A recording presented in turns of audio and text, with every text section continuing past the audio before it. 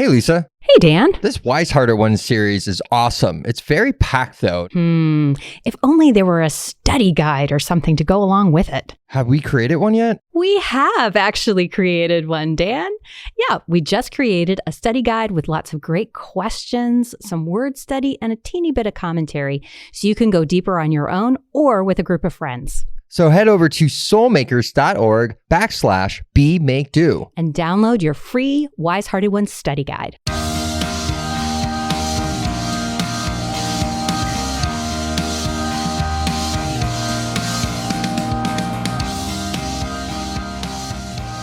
Hello, welcome to Be Make Do, a Soulmakers podcast, where we explore what it takes to live out your call in the arts with spiritual wholeness and creative freedom.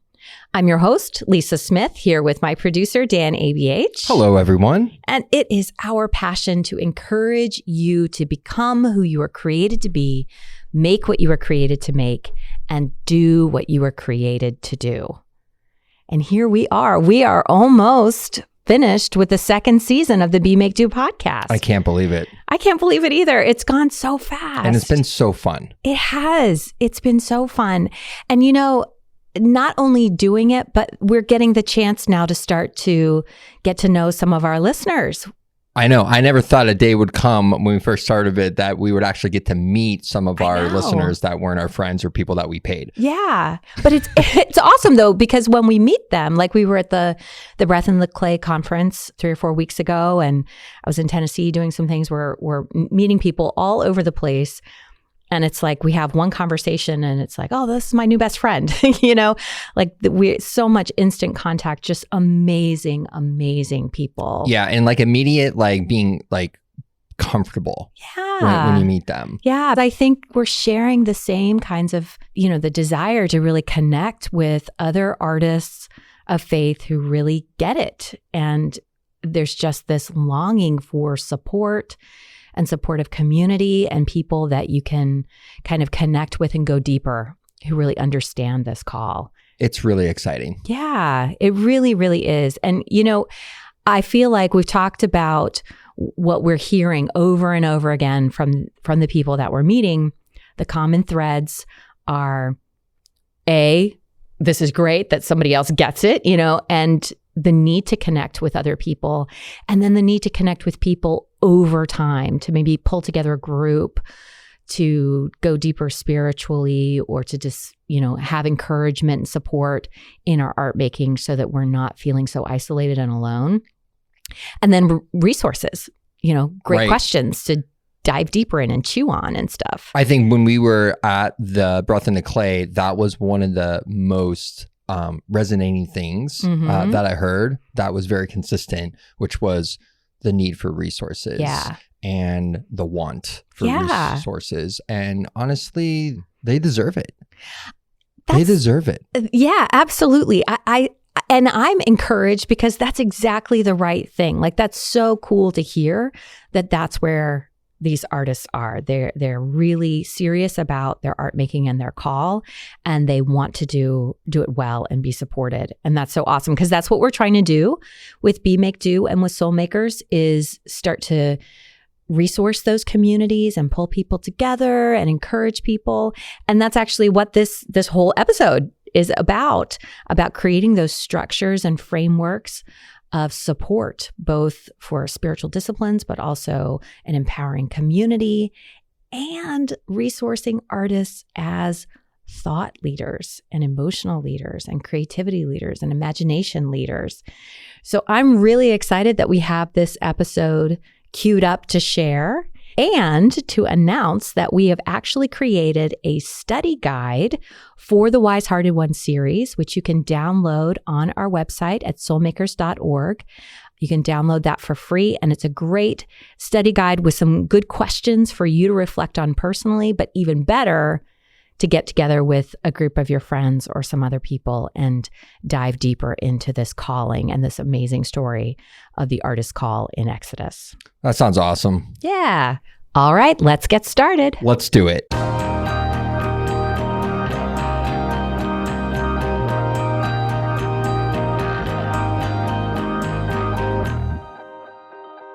In addition to all the gifts of creative and spiritual skill and knowledge, God gave Bezalel gifts to sustain him in his work. Let's look at those frameworks. A community of support, a framework and structure in which to live and work, and the ability to teach and lead others. So the first part of the framework is a community of support. The gifts of wisdom, knowledge, understanding, and craftsmanship are only honed and developed within the structure of community. In many instances, people in the Bible are called to a solitary mission, but it's important to note that in this instance, they were not alone. Aholiab was called as Bezalel's assistant, plus a whole cohort of artisans who were also prepared and teachable, plus hundreds of patrons, donors who gave with the right heart as their hearts were moved, the Bible says. And they gave all that was needed to fulfill the task. They had the resources that they needed. Plus, they received the support, encouragement, blessing, trust, and freedom from the religious leaders like Moses and Aaron. One of the most important frameworks is our relationships. First, our relationship with God, and then with others. To survive and thrive as an artist, the cultivation of empowering relationships needs to be the cornerstone of our creative practice. Perhaps especially for those of us who, like me, are introverted and prefer to work alone. Relationships are difficult, especially when we are solitary people. And yet, it's impossible to grow outside of relationships and community. As much as we may think we've developed our character, we don't really know until it's tested in relationship. As artists called by God to work in ways that engage people constructively, both in prophetic and visionary ways, we must develop the ability to listen and to learn from many points of view, to treat others well and invite others into relationship with us. And like Bezalel and Aholiab, we must always be conscious of lifting up those coming behind us, considering how our work and experience might benefit other artists. Alongside the framework of empowering relationships is the framework of commitment to core spiritual practices. In both Exodus 31 and 35, the calling of the wise-hearted ones is immediately preceded or followed by the same reminder from God. You must observe my Sabbath.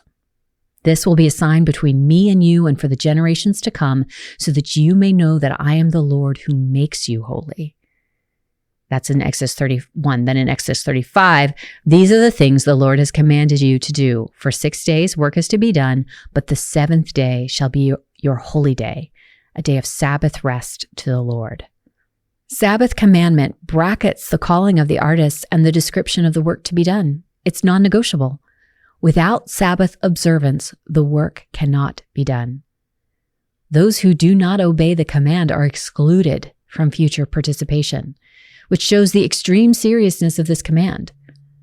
While included in the 10 Commandments, it's this along with the command to make no idols that God repeats over and over. It's not possible to remain in God's will apart from abiding in His presence. Only by regular Sabbath observance can the work be done. And this goes beyond just a once-a-week Sunday Sabbath. We're talking about something much bigger, about observing that the source of all of our creativity and energy and anything that we do in the world comes from God first, of that regular spending time with God. And any artist knows that creativity dies with a lack of rest, distance, quiet reset. Any Christian knows the spiritual life dries up without the same.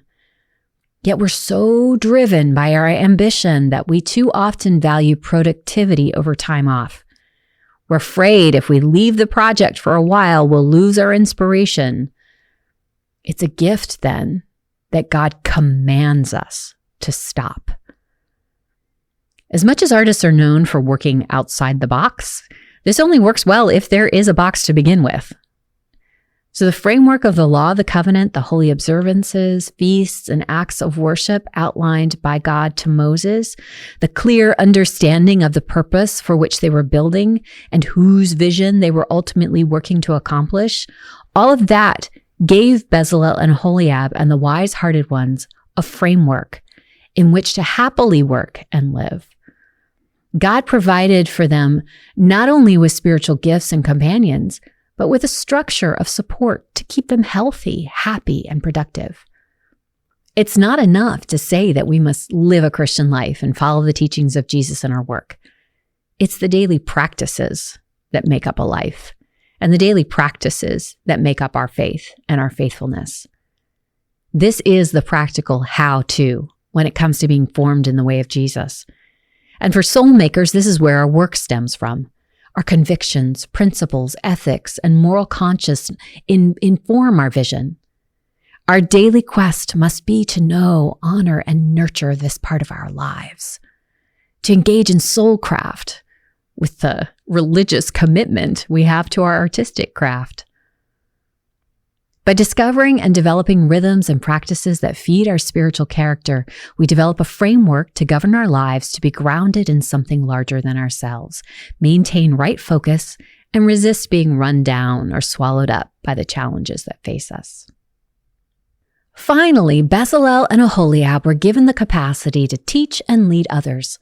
On top of all the skills and knowledge they had been given, they were also given supernatural capacity for this kind of relationship, to engage, encourage, mentor, develop, mobilize, and organize others, the wise-hearted ones, in a symbiotic relationship of teacher and teachable, giving the ability for courageous and innovative action. But beyond that, their work itself served to lead the community into the will and way of God. Have you ever considered your role as an artist, dancer, actor, photographer, writer, poet, whatever, to be one of leadership? Beyond helping people to do something, there's another kind of leadership we don't often consider. One of thought leadership, challenge, and inspiration.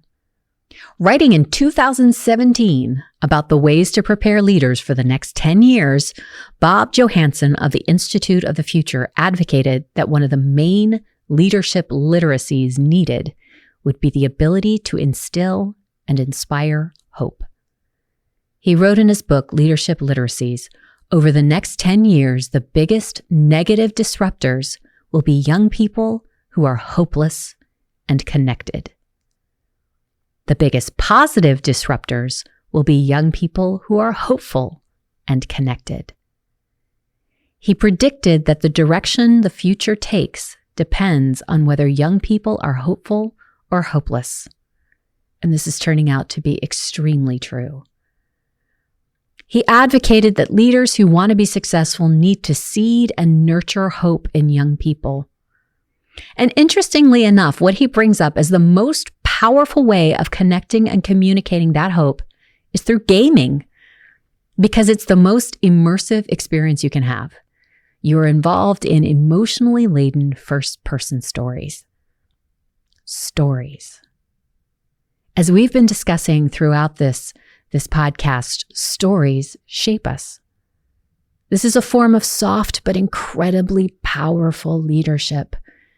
James K.A. Smith wrote, "If you want to change how the world thinks, you first have to change how they imagine." That's why artists are our apologists. I'm excited that there seems to be a growing awareness of this, because for the first time in a while, it's like the artists are getting their jobs back. I think that very rapidly artists will become integral to the spiritual conversation as fewer and fewer churches find that they have the language or tools to connect with the broader culture. And we are going to have to encourage each other fast to be equipped to do the work that we are called to do, because so few of us have been equipped to lead in the way that's needed. If there's an extreme need for hope, and if personal and immersive story is the most effective way to connect, the way people are finding most meaningful to connect and share that hope, then it could be that there is a specific calling for artists who are Christians in the 21st century to lead. These are the gifts, in addition to the gifts of the Spirit, that we as artists should pray for. This is what others should pray for us, and these are the ways we should apprentice ourselves in the way of the wise-hearted ones.